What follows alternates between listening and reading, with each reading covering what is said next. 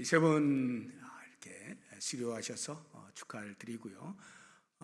우리가 예수 공동체 안에 들어오게 되어지면 예수 공동체의 특징은 오직 한 믿음을 가지고 모인 사람들인 거죠. 그 한 믿음, 그것을 우리가 이제 믿는 도리, 오늘 말씀의 제목이 믿는 도리를 굳게 잡자 이렇게 되어 있는데, 믿는 도리가 뭐냐 하는 거예요. 믿는 도리.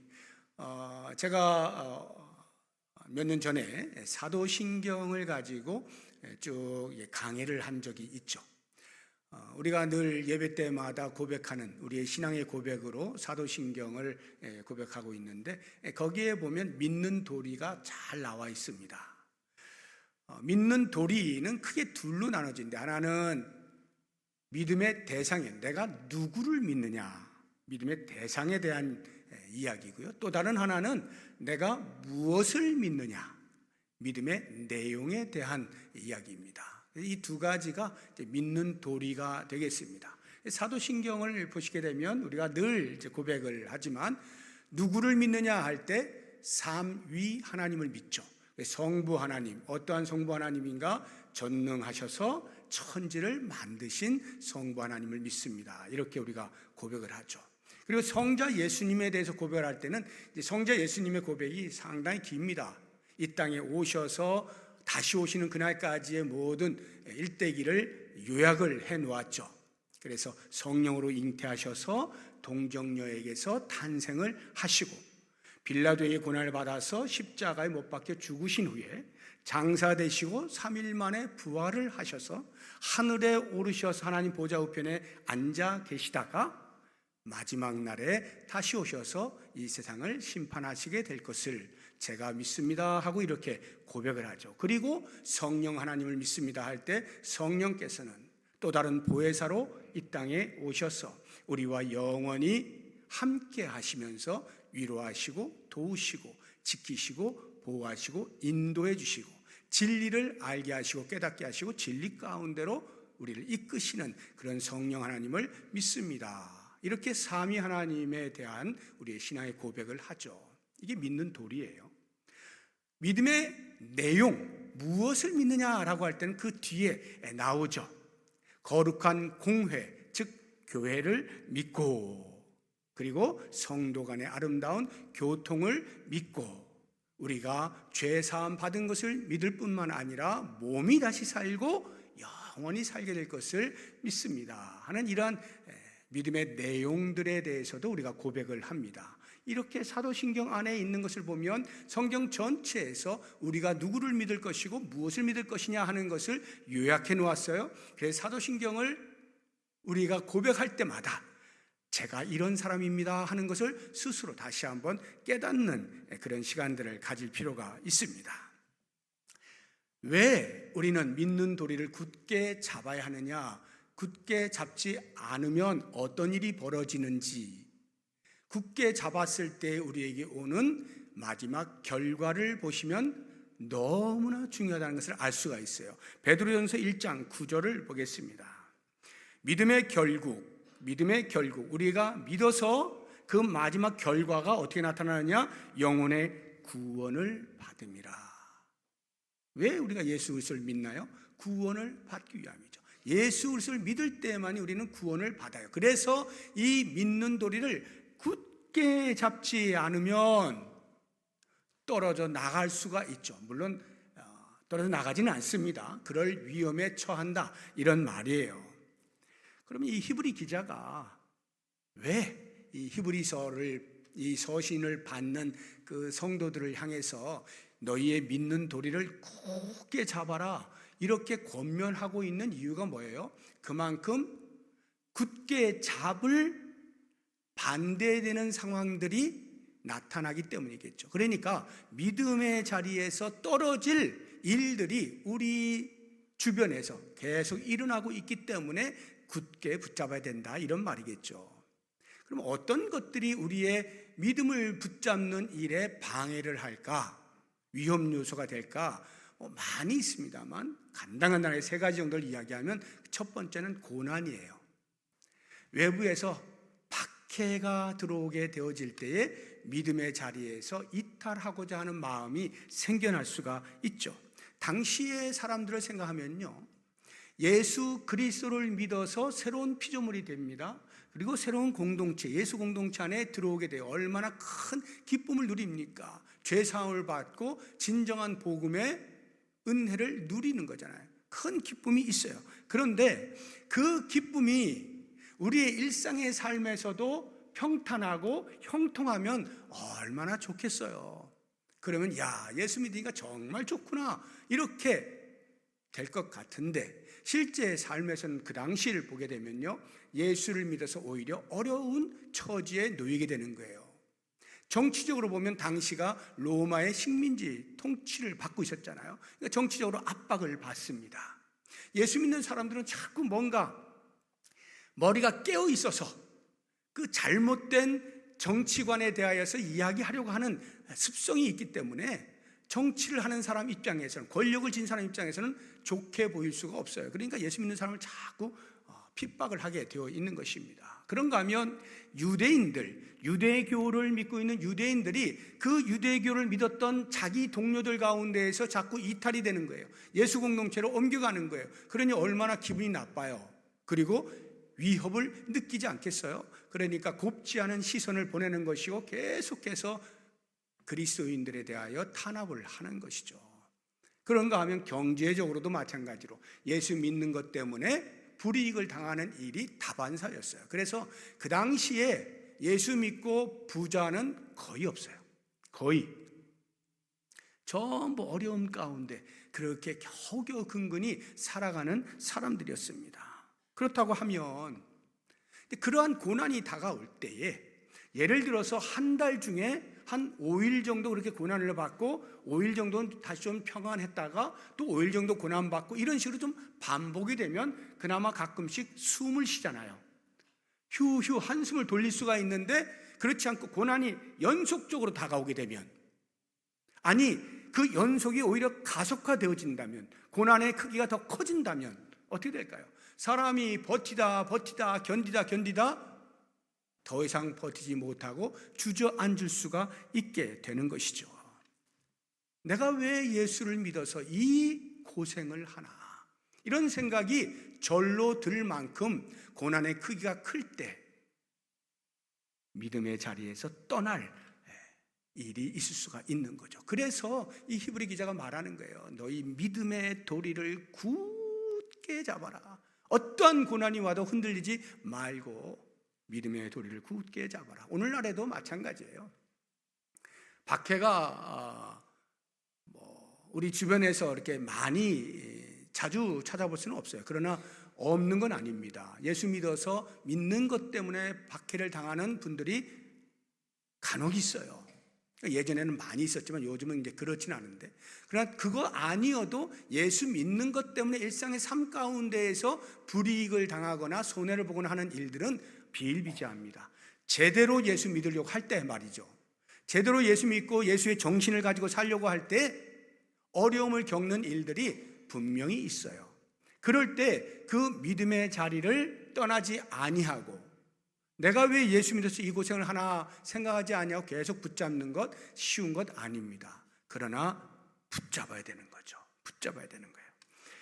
또 어떤 것들이 우리의 믿음을 흔드는가? 의심이 우리의 믿음을 흔들 수가 있어요. 그 당시에 그런 박해가 있으면 자연스럽게 어디를 바라보게 됩니까? 현세가 어려우면 내세를 바라보게 되어 있거든요. 우리 나라도 일제강점기 때 현실이 얼마나 어려워요. 그러니까 사람들이 자연스럽게 신앙 안에서 내세를 바라보게 되고, 목사님들도 내세에 대한 설교를 강하게 하면서 소망 가운데에서 흔들지 말고 버티우, 이렇게 설교를 한단 말이에요. 그러니까 성도들의 눈이 다 내세를 바라보게 되어 있는 거예요.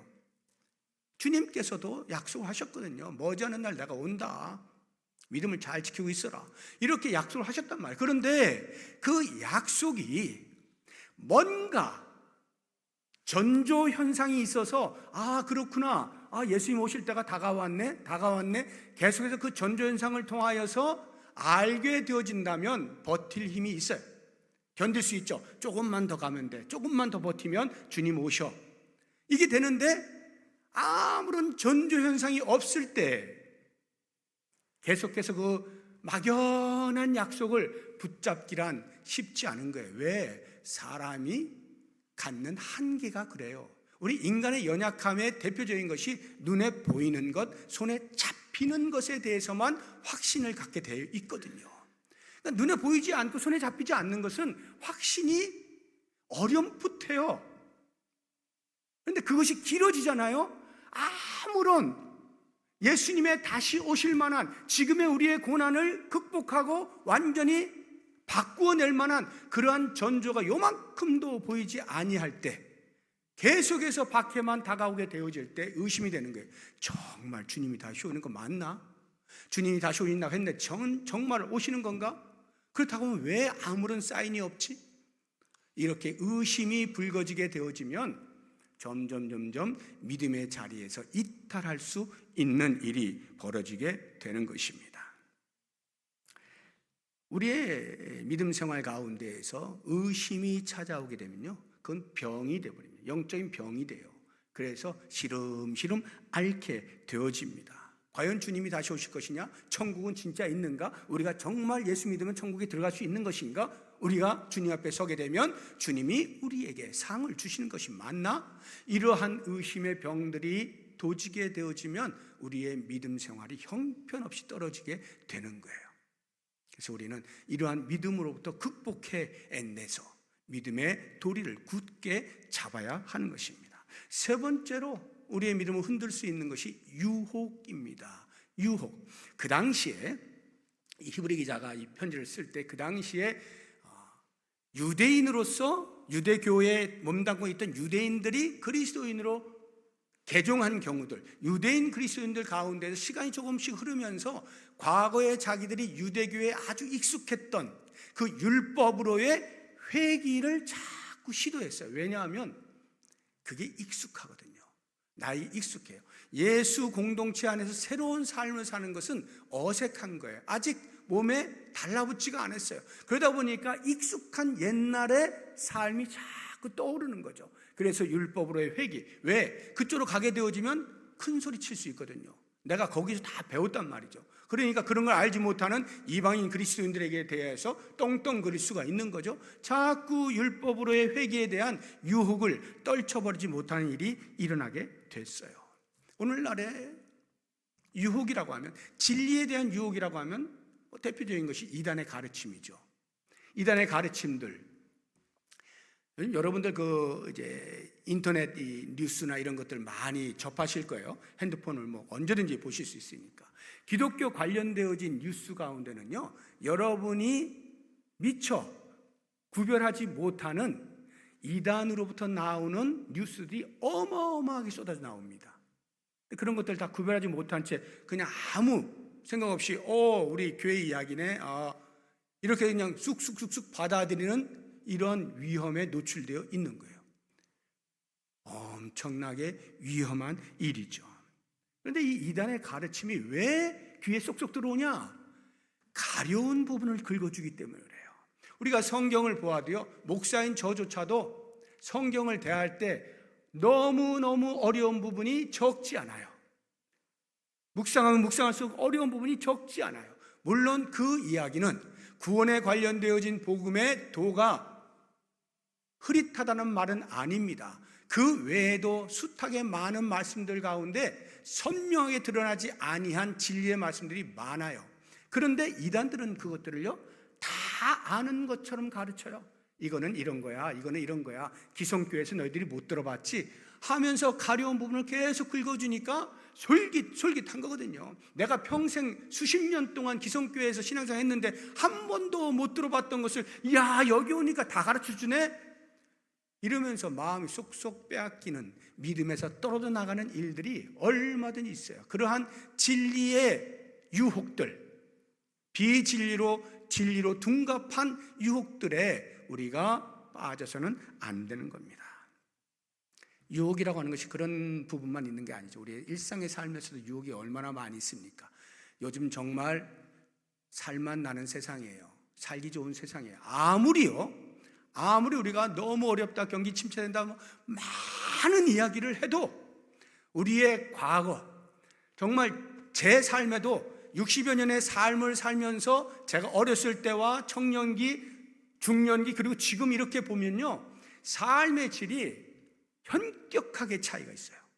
그만큼 점점 살기 좋은 세상. 이 살기 좋다는 말의 의미는 편안해진다는 말입니다. 편안해요.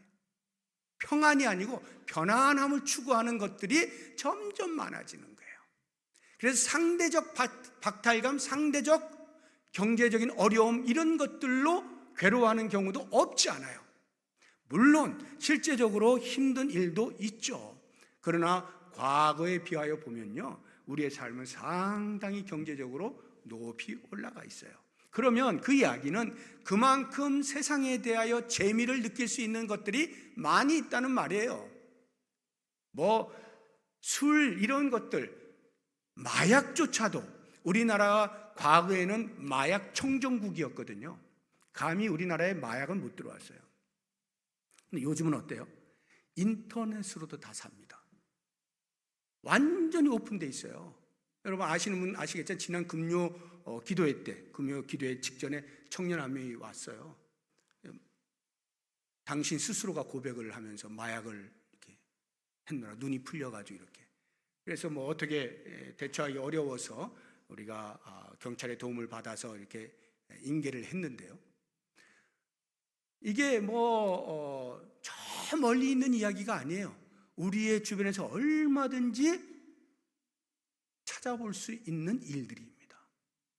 즐기고자 하면 즐길 만한 것들이 너무나 많은 세상을 살아가고 있어요. 바로 그러한 때에 우리의 믿음은 점점 떨어지죠. 세상의 맛을 들이면 주님이 안 보이기 시작하는 거예요. 그래서 믿음에서 이탈되는 일들이 있을 수가 있는 거죠. 그렇다고 하면 이러한 고난이나 의심이나 유혹들로부터 우리가 버티고 견디고 믿는 도리를 굳게 잡으려고 하면 어떻게 하면 되는가? 히브리 기자가 우리에게 이야기해 주는 것은 한 가지예요. 기도하면 됩니다. 기도의 자리로 나오십시오. 이렇게 우리의 기도를 들으시는 주님이 어떠한 주님인가를 오늘 말씀에서 소개를 해주면서 기도의 자리에 찾아 나오십시오. 이렇게 하는 거예요.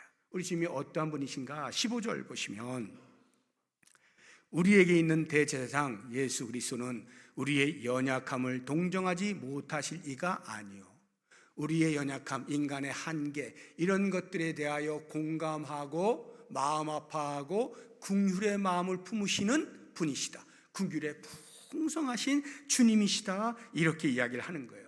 그러면서 그 다음을 보시게 되면 다시 15절 뒷부분에 모든 일에 우리와 똑같이 시험을 받으신 분입니다.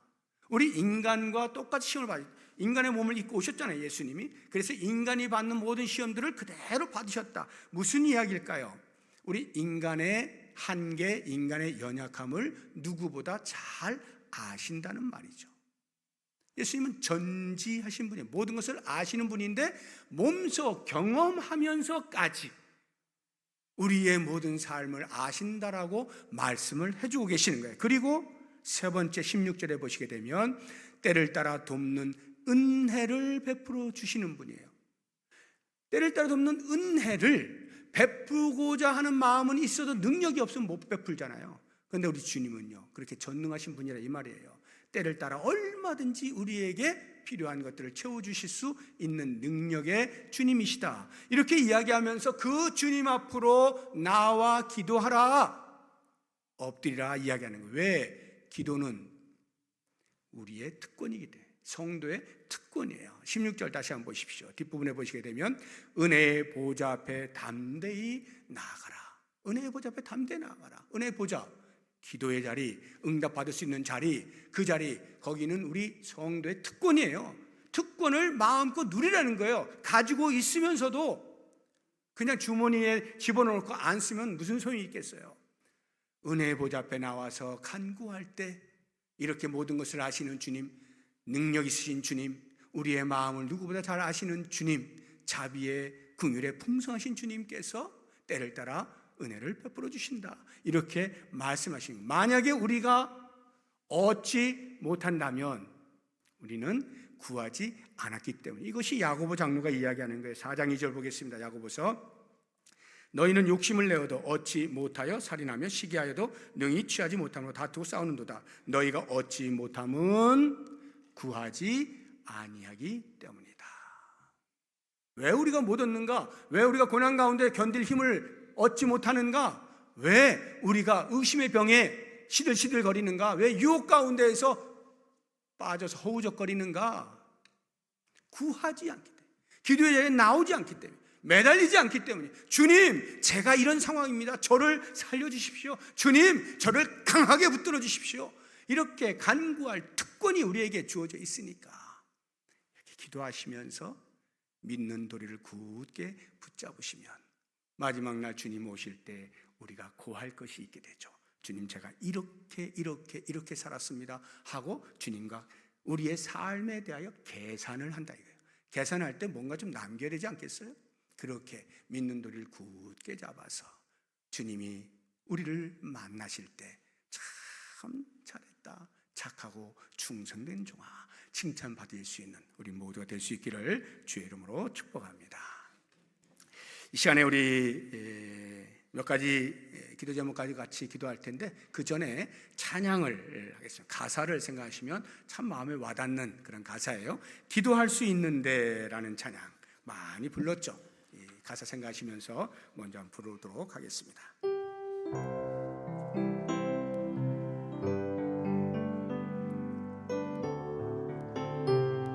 기도할 수 있는데, 기도할 수 있는데 왜 걱정하십니까? 기도하면서 왜 염려하십니까? 2절입니다. 기도할 수 있는데, 기도할 수 있는데 왜 실망하십니까? 기도하면서 왜 방황하십니까? 주님 앞에 무릎 꿇고 간구해 보세요.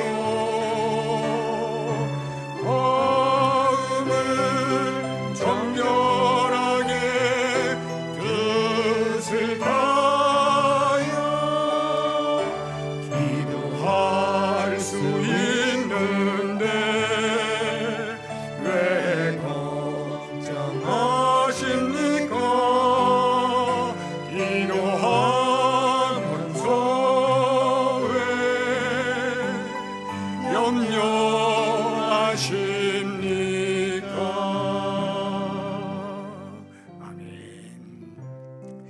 세 가지 기도 제목을 드리겠습니다. 먼저 말씀을 생각하면서 기도하면 좋겠습니다. 주님, 믿는 도리를 굳게 잡게 해주십시오. 고난 중에 있습니까? 견딜 힘을 달라고 기도합시다. 의심의 병에 걸렸습니까? 확신을 달라고 기도합시다. 유혹에 흔들리십니까? 아담의 죄를 반복하지 않게 해달라고 기도합시다. 송이꿀보다 더 단 주의 말씀으로 무장하게 해달라고 기도하는 시간 가지면 좋겠고요. 두 번째, 교회 사역을 위해서 기도하시는데요. 다음 주일에 성찬식이 있습니다. 그리고 고난주간이 시작되고 제2차 20일 은혜로 기도회를 통해서 큰 은혜를 경험하게 해달라고 기도해 주시고요. 그 다음 주일이 부활주일입니다. 부활의 소망을 품게 해주십시오. 부활신앙으로 무장하게 해주십시오. 교회 사역을 위해서 기도하시고요. 또 목수교실과 소그룹 모임에 모든 성도가 적극적으로 참여할 수 있게 해주십시오. 3040 세대에 부흥이 있게 해주십시오. 리모델링 공사가 안전하게 진행되게 해주십시오. 기도하시고 5월 10일에 있을 어린이 축제를 통해서 주변 어린이들에게 복음과 사랑을 풍성하게 나눌 수 있게 해주십시오. 이렇게 교회 사역을 위해서 기도하시고요. 마지막 세 번째로 나라를 위하여 기도하는데요. 2달 후면은 대통령 선거가 있을 예정입니다. 순조롭게 진행되어서 전국이 조속히 안정되게 해달라고 기도해 주시고요. 침체한 경기가 다시 활성화되어 서민 경제가 살아나게 해주십시오. 산불 재해로 인해 고통 중에 있는 분들에게 하나님의 위로와 도움의 손길이 넘치게 해주십시오. 이와 같은 기도 제목으로 다 같이 통성으로 기도하겠습니다. 하나님 아버지, 감사합니다. 이 시간에 주의 말씀을 묵상하면서 주 앞에 간구합니다. 우리에게 기도의 자리로 나올 수 있는 특권을 허락하여 주신 것 감사합니다. 원하옵고 원하옵나니 우리의 믿는 도리를 굳게 붙잡을 수 있도록 도와주시길 원합니다. 때로 우리에게 고난이 찾아올 때 너무도 힘들어서 주저앉고 싶을 때 견딜 힘을 허락하여 주시기를 원합니다. 때로는 의심의 병에 걸려서 무엇도 귀에 들어오지 아니하고 마음으로부터 다 멀어져 버리는 그러한 병에 걸리지 아니합니다. 주님이 원하옵나니 치유하여 주시고 확신 가운데에서 주의 말씀을 붙잡고 살아갈 수 있도록 인도하여 주시기를 원합니다. 세상이 너무도 살기 좋다 보니 많은 유혹들이 우리의 주변에 우리를 넘어뜨려 하고 있습니다.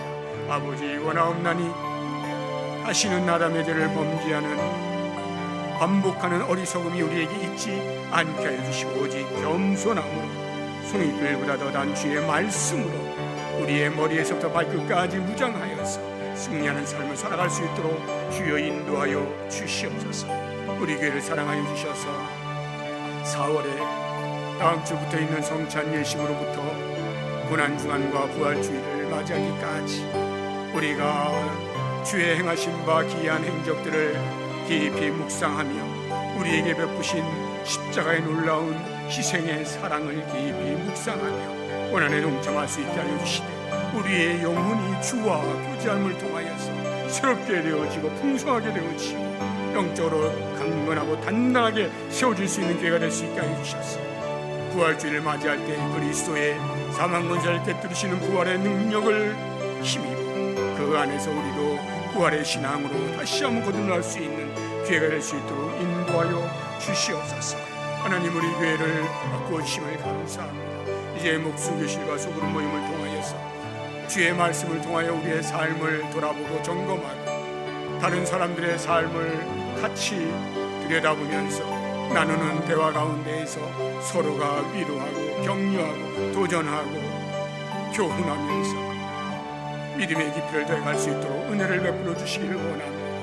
모두가 그리스도 안에서 한 형제요 자매인 것을 인정하고 서로 사랑하면서 아름다운 성도에게 죄가 풍성해질 수 있도록 도우시고 특별히 우리 3040 세대가 많이 연약합니다. 주여 젊은 세대가 점점 빠져나가고 있는 이 세대를 주님께서 긍휼히 여기시고 우리의 간구를 통하여 다시 한번 3040 세대를 강하게 붙들어 주시고 일어설 수 있게 해주시고 내 허리로서 역할을 잘 감당할 수 있도록 은혜를 베풀어 주시기를 원합니다. 또한 5월 10일에 어린이 축제가 있습니다. 주변에 많은 어린이들이 있습니다.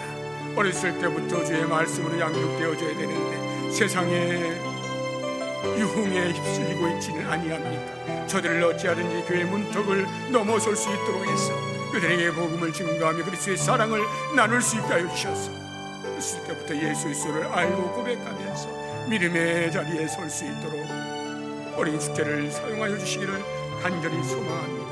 우리나라를 위하여 기도합니다. 주님이여 불쌍히 여겨 주시옵소서. 대통령이 탄핵되어지는 어려움 가운데에서 혼란 가운데 있습니다. 국민들이 서로 한몫하지 않게 해주시기 원합니다. 대치하지 않게 하여 주시기를 원합니다.